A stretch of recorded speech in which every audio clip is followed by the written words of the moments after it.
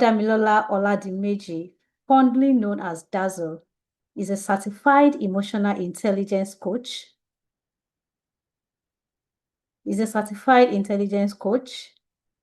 Author, and educator, passionate about redefining how emotional intelligence works across cultures.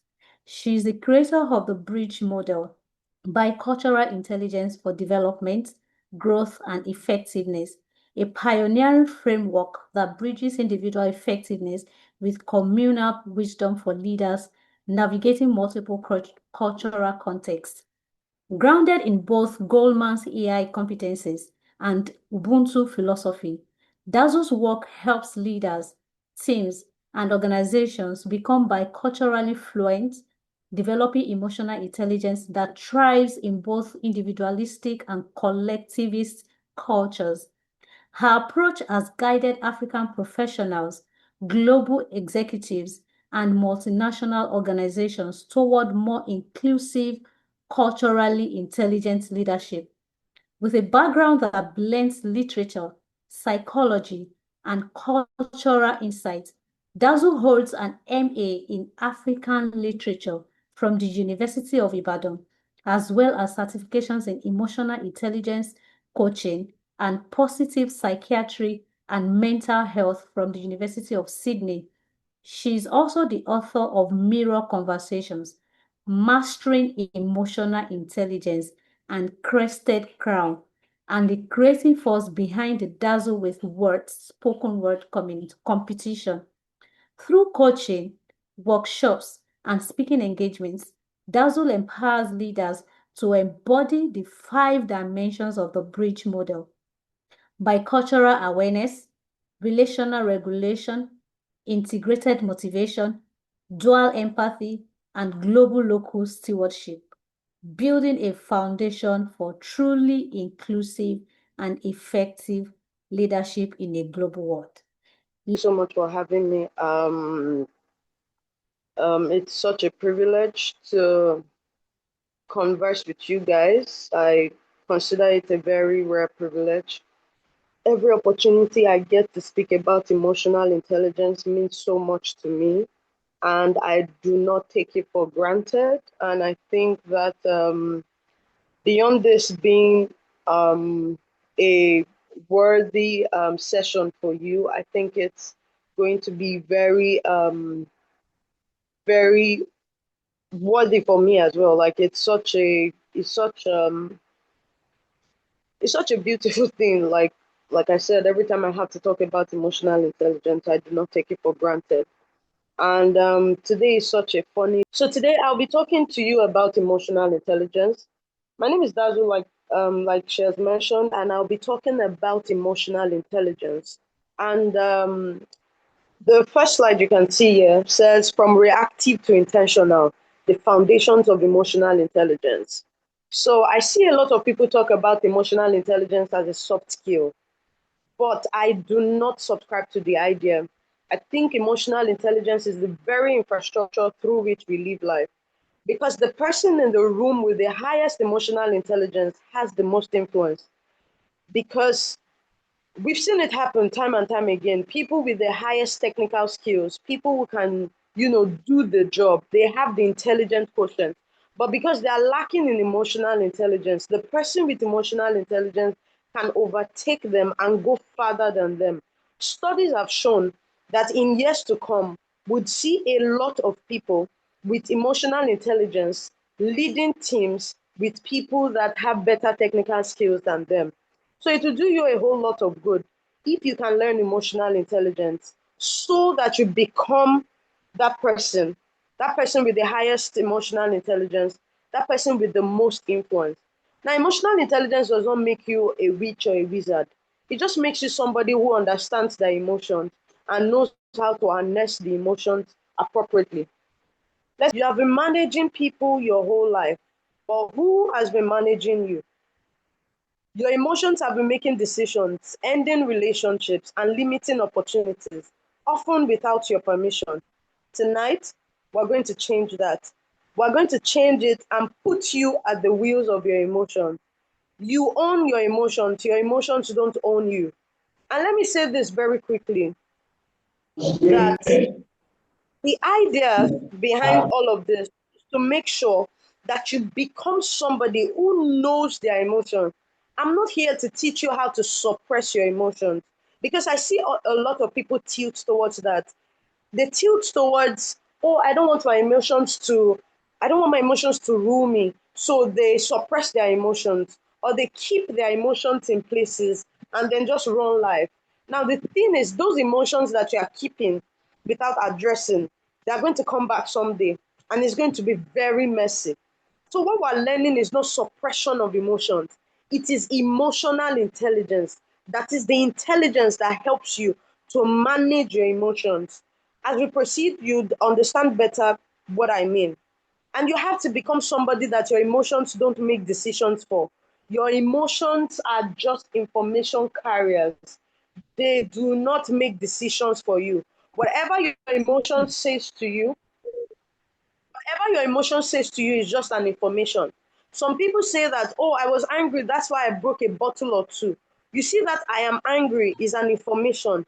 You broke the bottle. Shade broke the bottle. Solomon broke the bottle. Anger did not break the bottle. So what you are learning today is how to know when you feel anger and what to do with the anger. So the problem is emotions you have not met yet. You have a lot of emotions, but you've not met them.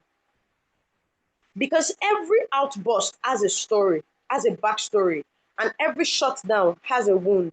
You know, there are some things that you do that you find yourself doing, and then you are like, that's just the way I am. You have even made like an identity out of it. Oh, that's just the way I am. I hear people say things like, oh, every Tuesday, I'm not always happy.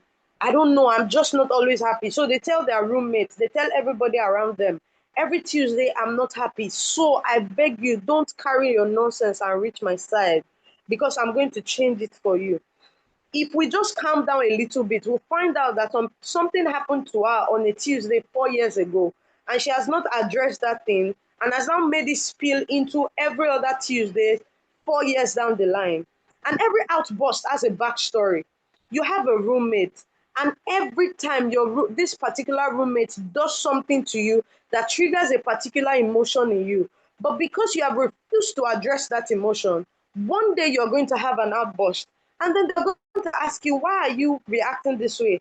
And you won't have a reason, because this outburst has a backstory that you did not pay attention to. And this is why I have it here. You are not too emotional. You are just underinformed about your emotions. I'll take that again. You are not too emotional. You are underinformed about your emotions. Because emotional intelligence does not ask you to feel less, it only asks you to understand more. Emotional intelligence says, what am I feeling? What do I want to do with what I'm feeling? Know that emotions are not inherently good or bad. Emotions are standalone. So you cannot look at an emotion as is and decide that this emotion is bad. I'll give you an example. If you say that anger is a bad emotion, what if you are angry about injustice? In that scenario, is anger a bad emotion? What if you are angry about a 50-year-old that just raped a 5-year-old girl? Is anger in that situation a bad emotion? You would say no, because emotions by themselves cannot be good or bad. Somebody said something that is the answer here. It is how we interpret them and what we do with those emotions. So it is what you do with your emotions that make it either good or bad. So you can be angry and still make a good decision. So the goal is not to make sure that you don't feel anger anymore. The goal is not to make sure that you don't feel sadness anymore. The goal is to make sure that whatsoever you feel, you decide the reaction. So I'm going to leave this with you. Let no emotion gain action without your permission. I said, let no emotion gain action without your permission. So the goal is not to stop feeling some certain kinds of emotion. The goal is to get to a point where no matter the emotion that you feel, you have the that let no emotion gain action without your permission. Let no emotion gain action without your permission. You must be somebody who has who has a hold on your emotions, no matter the kind of emotion you feel. So you can feel anger, and the end goal will still be something good because of the way that you've stewarded your emotions. So when I was given the brief of this session, these were the four major highlights of what I'm supposed to talk about. So I'm going to try to make sure that whatever I say is within these four areas. We're going to be looking at self-awareness, we're looking at empathy, we're looking at self-management, we're looking at relationship management. First of all, self-awareness is your ability to understand your emotions, full stop, to know what you feel, when you feel, how you feel it. That is self-awareness.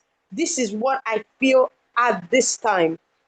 Self-management or self-regulation is your ability to manage your responses. This is what I feel. Remember, I said let no emotion gain action without your permission. So if you feel angry, before you put action on that anger, decide that, oh, this anger that I feel, the appropriate action is it to break bottle or to approach a conversation. That's what self-management is. Then the next one is empathy. Empathy is your ability to recognize other people's emotion. But I'm going to add another layer here. You need to also be able to be empathetic towards yourself. You must be empathetic towards how you see yourself and how you relate with yourself. It's something like self-compassion, such that the way that you treat other people when they make mistakes, or the way that you treat other people when they come to you with their emotions, you should be able to extend the same grace to yourself. And the next one is relationship management, your ability to build effective relationships. The reason some of your relationships are not working is because your emotions call the shots. You do whatever your emotions want you to do. Recently, I was on TikTok and I saw somebody who said that every time when it's her birthday, she takes note of when her friends wish her happy birthday and she returns the energy on their birthday. So when it's their birthday, she scrolls up to check the time that they wished her happy birthday. So if they wished her happy birthday at 2:59 p.m., she's going to wait till 2:59 p.m. before she wishes them happy birthday. If they wished her happy birthday at 11:59 p.m., she's going to do the same thing. If they did not wish her happy birthday, she's not going to wish them happy birthday, even though she saw the birthday. And this is what happens when you let your emotion do things without your permission.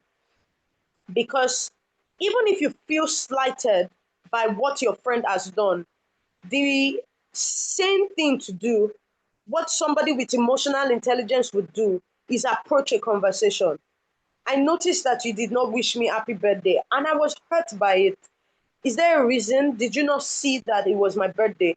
Instead of waiting for when you will be counting scores, and this extends to even relationships beyond friendship. The reason you struggle in your relationship is because you don't have a grasp of your emotion and you are very lazy at approaching difficult conversations. Even at work, wherever you find yourself, you must learn relationship management. You must make sure that your emotions don't call the shot. You must make sure that you have a grasp of your emotions such that you can decide what to do with an emotion. In fact, you can pen an emotion and say, I'll come back to this emotion. Let me tackle this one first. Relationship management. Next, let's look at self-awareness properly. Self-awareness helps you to recognize your emotions in real time. So, some people would say, I don't know if you've said it before, or if you've heard somebody say it, I don't even know what came over me.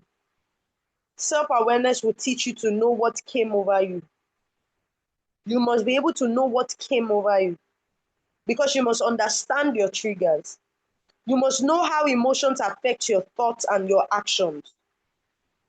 Because every emotion starts from a trigger. Something triggers an emotion, even happiness. You saw your result and you passed in flying colors. You'll be happy. That's a trigger. Your result has triggered it. Then there's an unconscious emotion. You feel that happiness. Then there's a physical sensation. Your body lets you know that, bro, we are feeling something right now. And this thing is called happiness. You see, the distance between this unconscious emotion and physical sensation is where a lot of people are lost. You don't ground yourself enough to know what you're feeling in your body. So you need to learn it. You need to learn it by asking yourself questions, because it is from this physical sensation that you now move to action. If you don't know your trigger, if you don't know your unconscious emotion, if you don't acknowledge when you feel the physical sensation, your action will most likely be incorrect. You can be happy about the wrong things. You can be happy that somebody's life is going south. I've seen it happen a lot of times, where people don't even know when they're beginning to move into crazy patterns, crazy mental issues, where they are starting to be happy about the wrongest things. A friend that you used to be close with, you just find out that anytime something bad happens to her, you are happy because you did not deal with the trigger when it first happened to you. So you need to ask yourself questions like, what typically triggers my strongest reactions? What are the things that triggers my strongest reactions? What do I need to do? What makes me happy? What makes me sad? Understand your triggers. Know how emotions affect your thoughts and know how they affect your actions. Self management. Now, I see a lot of people learn self awareness without learning self management. So, take for instance, you already understand your triggers. You can't stop at understanding your triggers. You have to take it a step further. People who stop at self awareness are those who come around and start saying things like, oh, this is how I am. Accept me the way I am. No, Sade, we're not going to accept you the way you are. You have to learn self regulation. You have to learn self management. And this is where the real emotional intelligence is. Because the distance between you and emotional intelligence is a pause. I'll take that again. The distance between you and emotional intelligence is a pause. You need to learn how to regulate your emotional response. And how do you do that? Remember, we talked about knowing your trigger. The moment you feel trigger, pause, pause, process, then respond. You need to choose your responses instead of reacting. I need you at the end of this session to get tired of reactions and become an intentional person. Remember, let no emotion gain action without your permission. Let it be that whatever reaction or whatever response, rather, that you are going to be giving to an emotion, it must be something that you decided. So you need to learn how to stay composed under pressure. And you cannot do that unless you pause and you process what has happened before responding. So you have your trigger, then you pause, and then you process, and then you respond. That is self management. Empathy. I said it earlier that empathy starts from within, empathy starts with yourself. You cannot give what you don't have. If you misinterpret yourself, you will misinterpret others, which is why it baffles me why a lot of people are quick to say, oh, that girl lacks emotional intelligence. See, I've been an emotional intelligence coach for 6 years, and I can tell you on good record that many times when people say the other person lacks emotional intelligence, they are the ones who lack emotional intelligence. Because even as a coach, I've never blatantly told somebody you lack emotional intelligence. I might see areas of your life that I think that you need to work on. You might be great at self-awareness and lacking in self-regulation. I might think, this guy needs to do better with self-regulation. But I see people throw it around. Oh, that person lacks emotional intelligence. That person lacks emotional intelligence. No. So you need to pause first and check yourself. Because the very core of emotional intelligence is empathy. And empathy, while it deals with relating with other people, you need to first give it to yourself. You cannot give what you don't have. And misinterpreting yourself can lead to you misinterpreting others. Emotional clarity within creates accuracy without. I explained that. If you have emotional clarity within yourself, you understand what you want to do within yourself, it can create accuracy in the way that you relate with people, in the way that you eventually get people to be on the same page with you or to get people to understand your point of view. You need emotional clarity. You need emotional clarity. You know, I was in Cameroon over the past week, and I was having a conversation with some students over there on so Cameroon is a francophone country. They speak mainly French. They're supposed to be bilingual, but over 80% of them speaks French, which means that they struggle to speak English. Strange stuff. I've never been to a country where they struggle to speak English. So I found it very amusing. So I spent most of my time, I use Google Translate to have conversations with them because I don't speak French. I only understand little things and all that. But then I noticed that a number of them were very lacking in confidence, because the moment they see that you speak English, they are very, some of them are harsh towards you, and some of them just start to feel insecure. They start to say things like, oh, sorry, my English is bad, even those of them that can speak English. And then it was very worrisome for me. I'm like, I'm the one in your country. The burden of communication is on me, it's not on you. But I was having a conversation with some of the students, and then they were telling me that, oh, ideally, the country is supposed to be bilingual. So when you don't speak English or when you don't speak French, you already feel like you are not good enough. Right. Now, I did not have this information. It was after I had this information and I was going around the town, and then I found out that most of the schools even advertise that, oh, you come, we're going to teach you, this is a bilingual school, we're going to teach you French and English. So it is a thing in the country where that you have to learn French and English. So I was wondering to myself that if I had been somebody who was very reactive, I would have had to fight with a number of them. But because I have emotional clarity within, I understand what triggers me. I've had conversations with people that I had to leave them alone because they were not being nice to me. So I left them alone. But there was never a time where I had to fight with anybody because I was just fine within myself.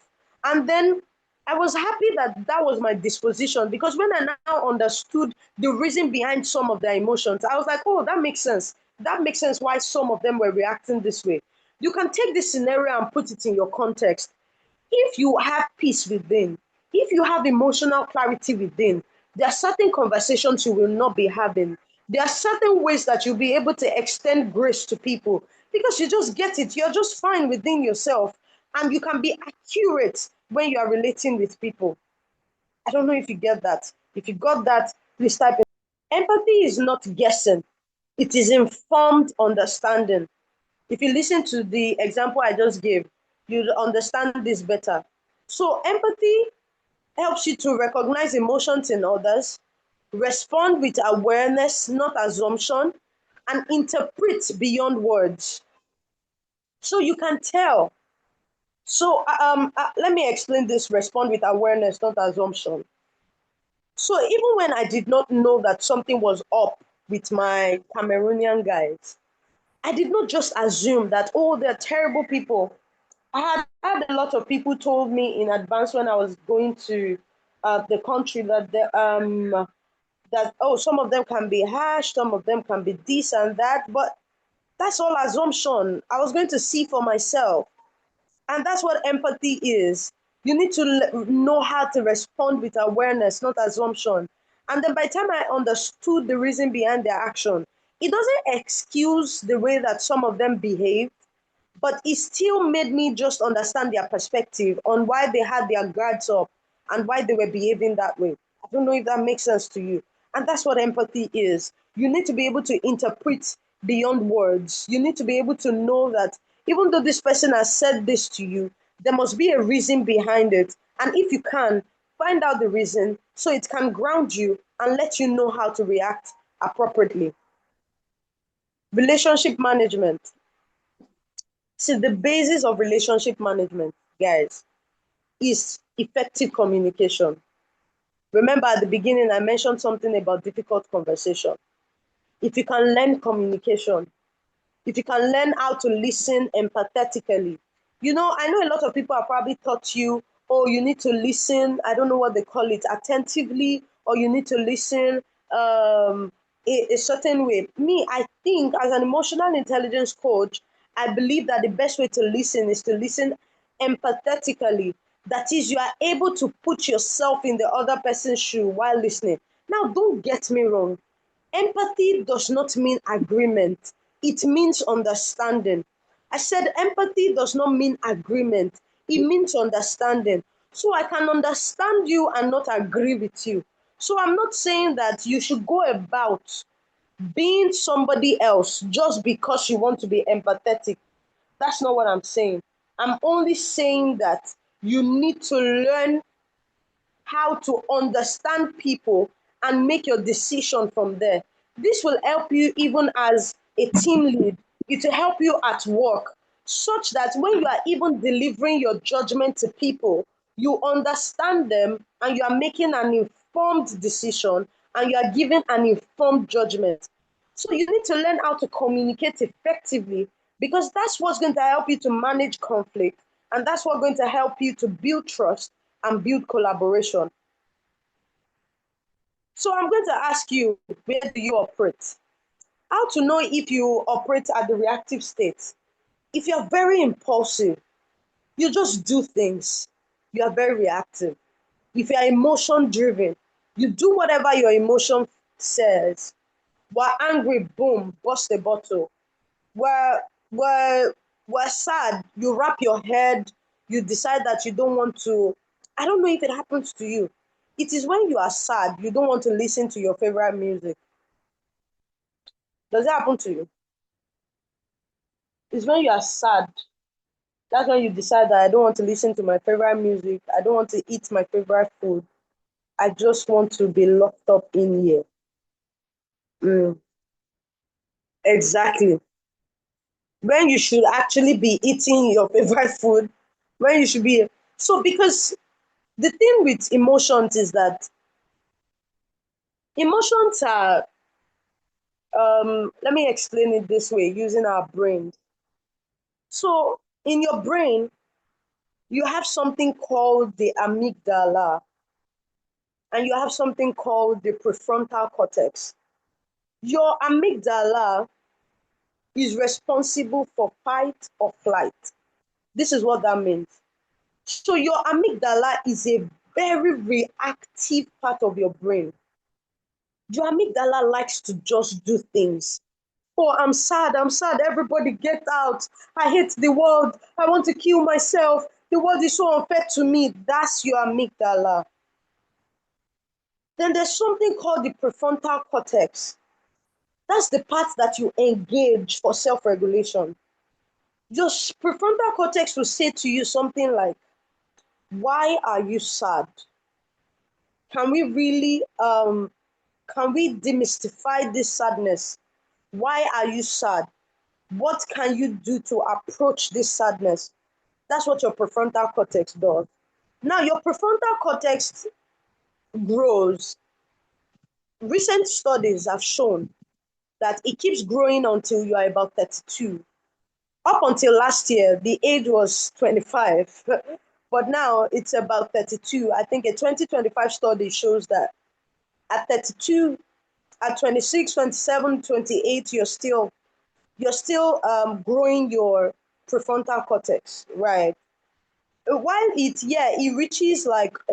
reaches a very strong point at 25, but it still has a chance to learn things. So the best thing you can do for yourself as a person is to make sure that you are always engaging your prefrontal cortex, such that you are not impulsive, you are not emotion driven, you don't have a short time focus, and you don't go about assuming things.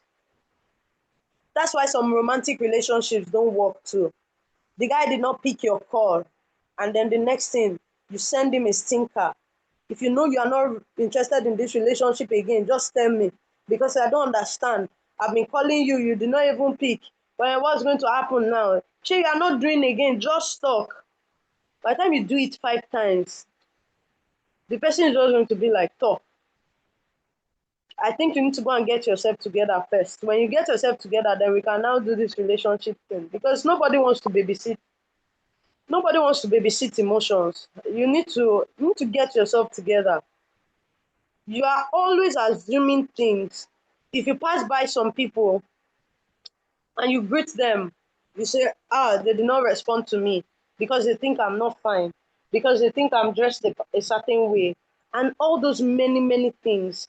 See, your ability to have a reign on your emotions would also feed into your maturity because you become thoughtful, you become emotionally aware, you become outcome driven. You are a grounded person.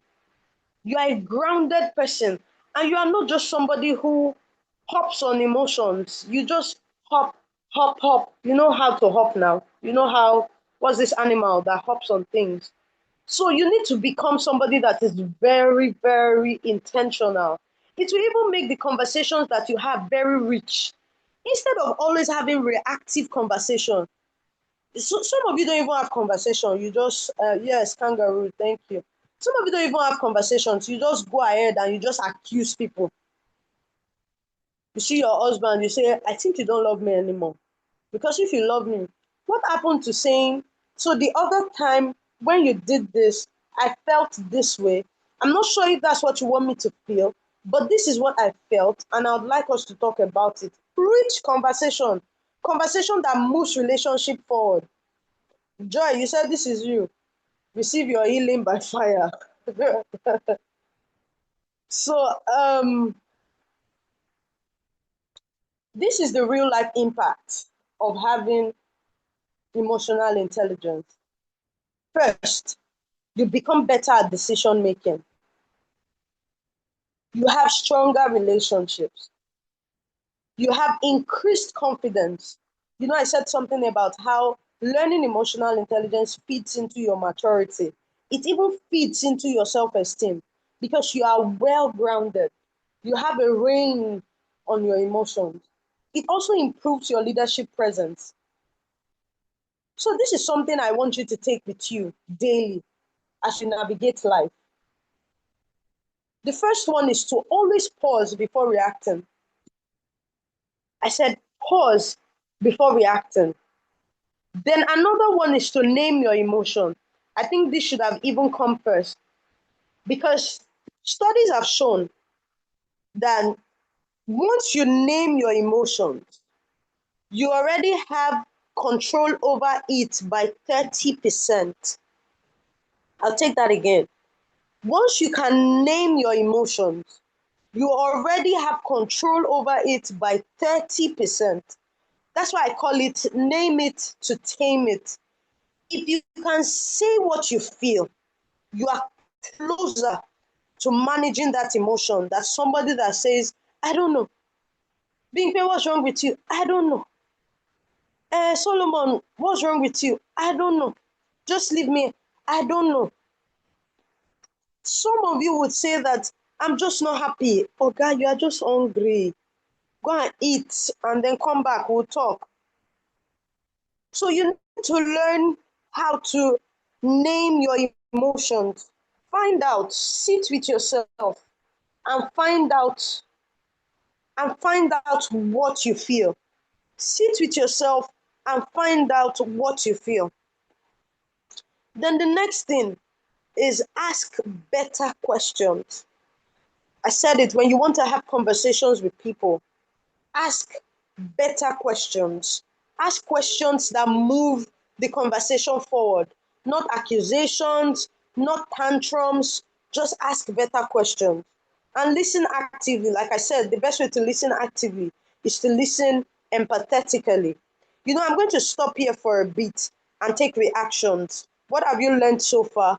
What do you think so far? Because I mean, I'm getting towards the end, almost at the end, I believe. So I'd just like to hear from you. You can type, you can speak. I'd like to hear from you at this point. Thank you. Thank you very much. So if you have something to say, you can raise your hand and I will call you, or you type in the chat box and we can read it. Do you want to raise your hand? Do I call you?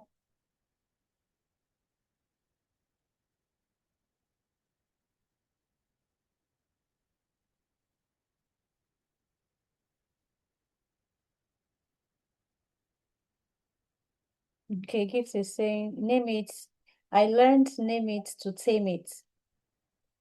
Good. That's good. Amazing, I'm still amazing. I mean, we expecting have more. about 47 people.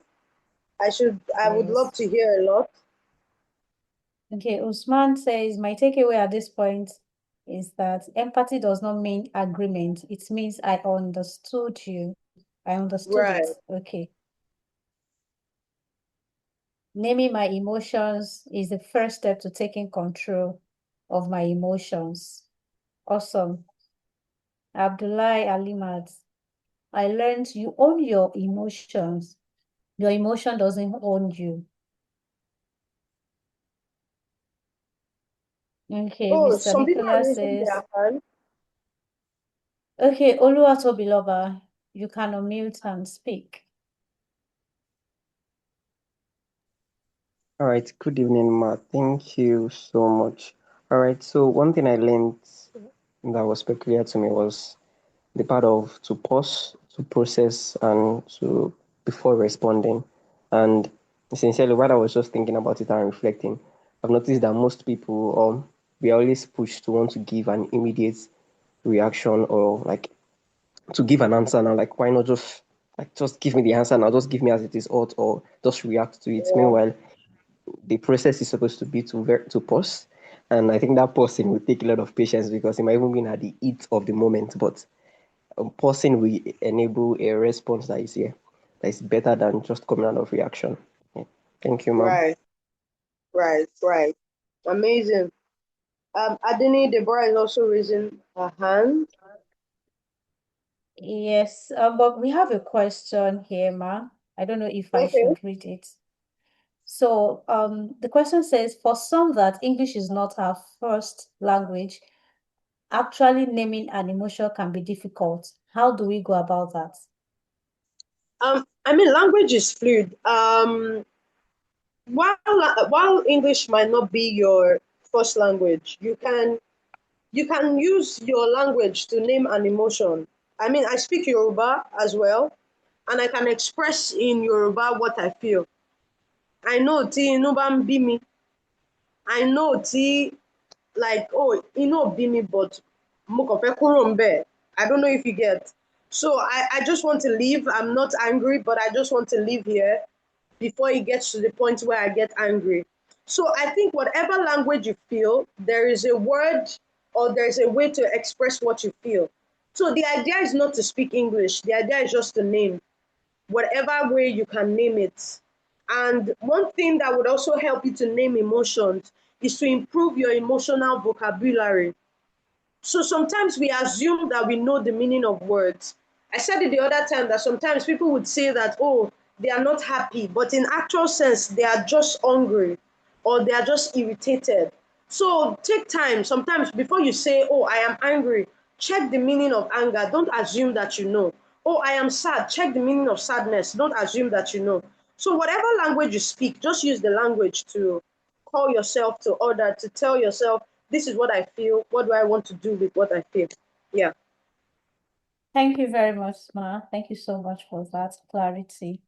Adeni Deborah, you said you're raising your hand. You can unmute. So, from everything that was being said, I've learned that it's emotional intelligence that keeps you on edge because some people they actually react late. But if you react late and you don't exactly know what you are reacting, like how the best way to react, you didn't. So I learned that you should sit back, be empathic, and try to see from the other person's point of view, and don't be too explosive in your reaction. Thank you. Amazing. Thank you guys. I like what I hear. This yeah, you are not emotional, you are underinformed about your emotion. Okay, we also have a Uh, question. I'll take the question. Let me just round off. So I'll just take the question. Okay. So this is something to help you reflect.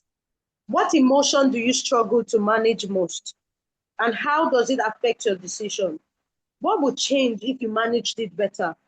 This is not a question that I expect that you answer now, but I want you to take it back with you and look at these questions and answer them to yourself. What emotion do you struggle to manage most? How does it affect your decisions? And what would change if you managed it better? So, this is the last of the slide. Emotional intelligence is not about suppressing emotions, it's about using them wisely.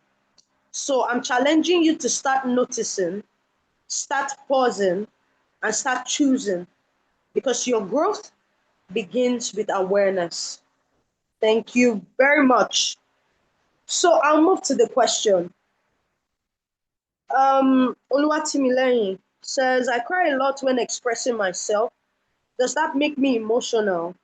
How do I control it?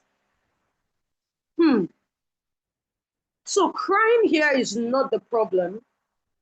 Crying here is a reaction or a response to something that you feel.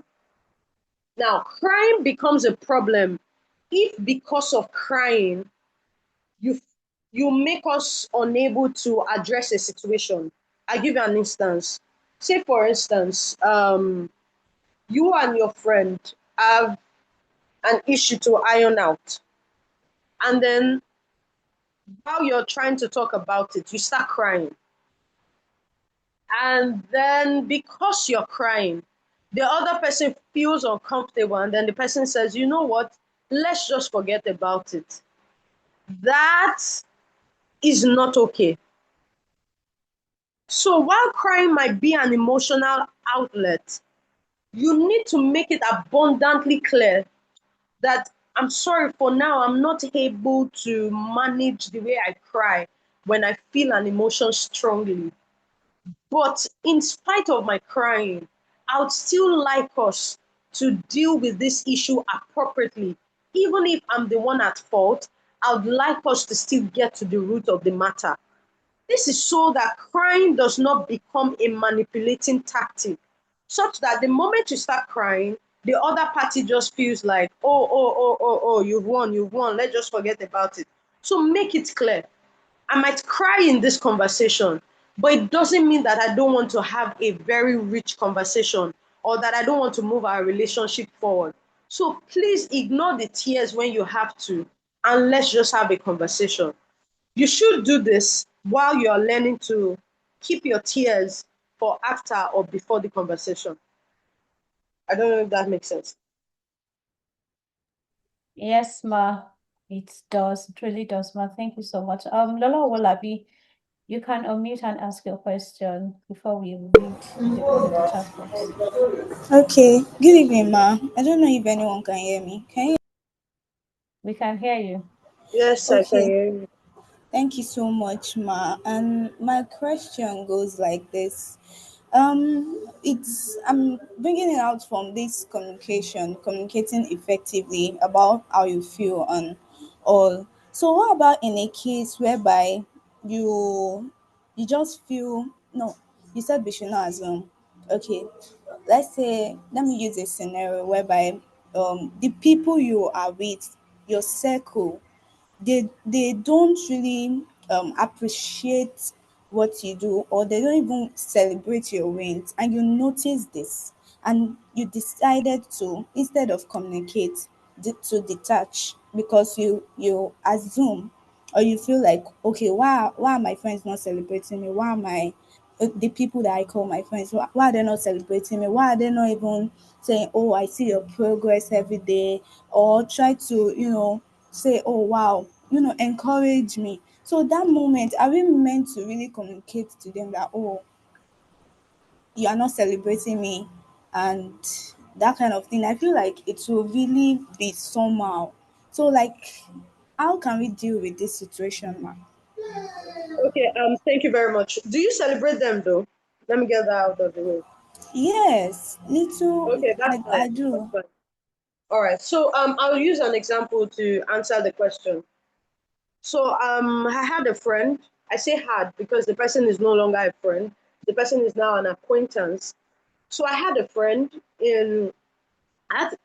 about 2 years ago, and at this time, I was going through a very difficult situation, and I did not feel like this person was there for me in the way that I understood. So when I came out of the situation, I approached the conversation and I let her know that, look, I did not think that you were there for me in the way that I understood. Apparently, on her part, she was waiting for me to come out of the situation so that she can tell me that I shut her out when I was in that situation. So we had a conversation about it, and I said, I didn't shut you out. You were not relating with me in a way that I understood. You were not loving me in the way that I understood. Next time, please make sure that this is the way that you relate with me. This is what I would appreciate and all that. So we had that conversation.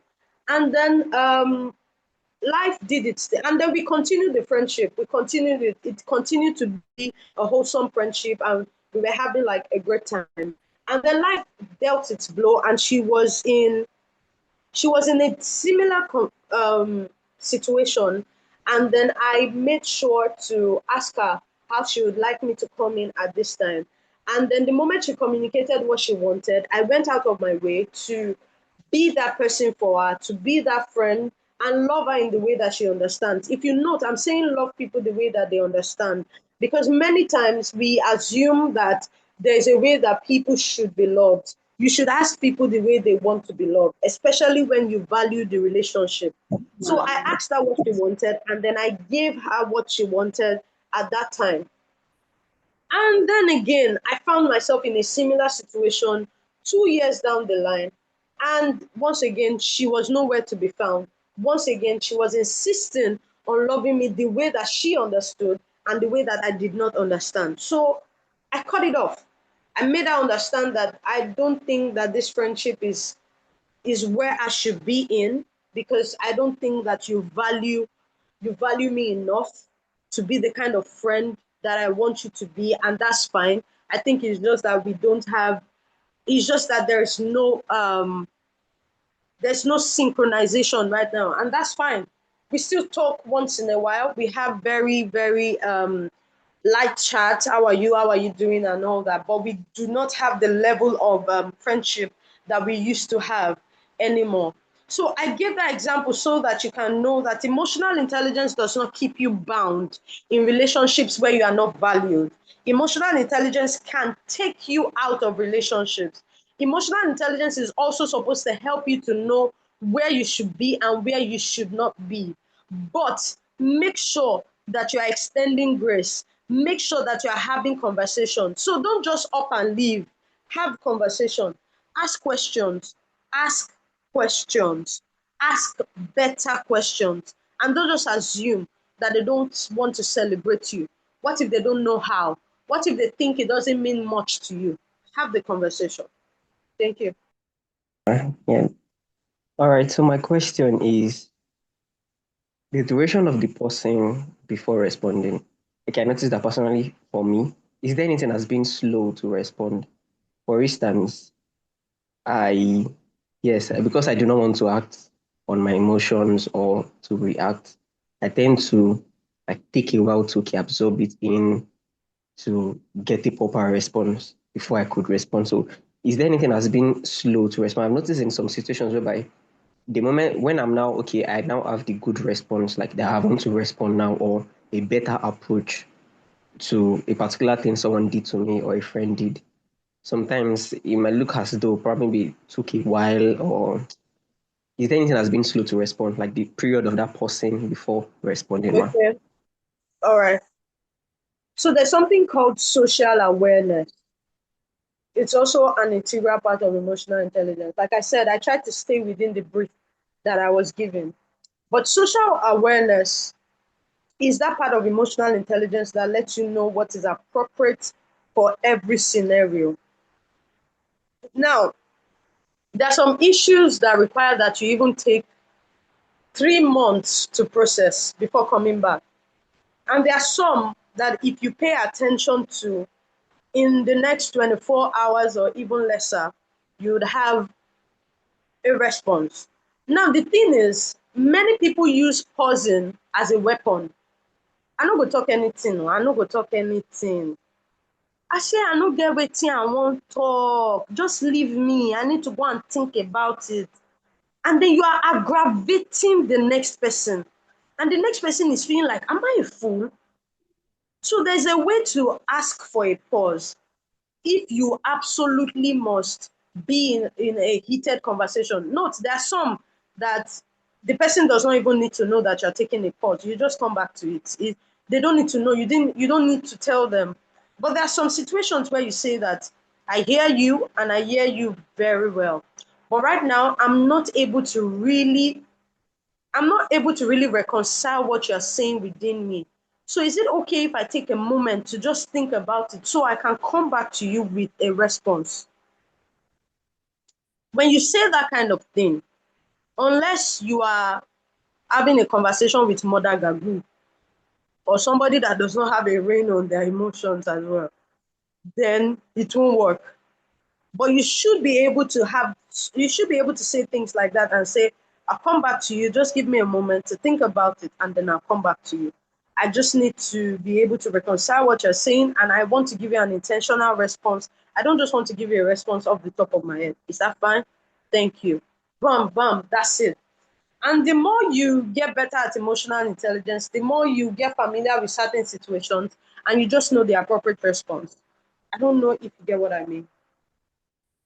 Awesome. Thank you so much, Ma. God bless you. We're really grateful to have you, and thank you for, despite your health, you made it here. We are so grateful. God bless you, Ma. So we'll send the remaining questions to you through Taiwo. Thank you, Ma. All right, guys. Thank you so much. Can you just say sorry? Dazzle, thank you so much. This is Nicholas. Thank you so much for the sacrifice. I mean, when you mentioned about the fact that you went to the hospital today and you still find time to be here this evening and to do this for free, it speaks a lot about the kind of person that you are and the kind of heart you have. And on behalf of both the NICOP team and the current cohort, we want to say we value and appreciate you. Thank you so much. We are deeply grateful. God bless you.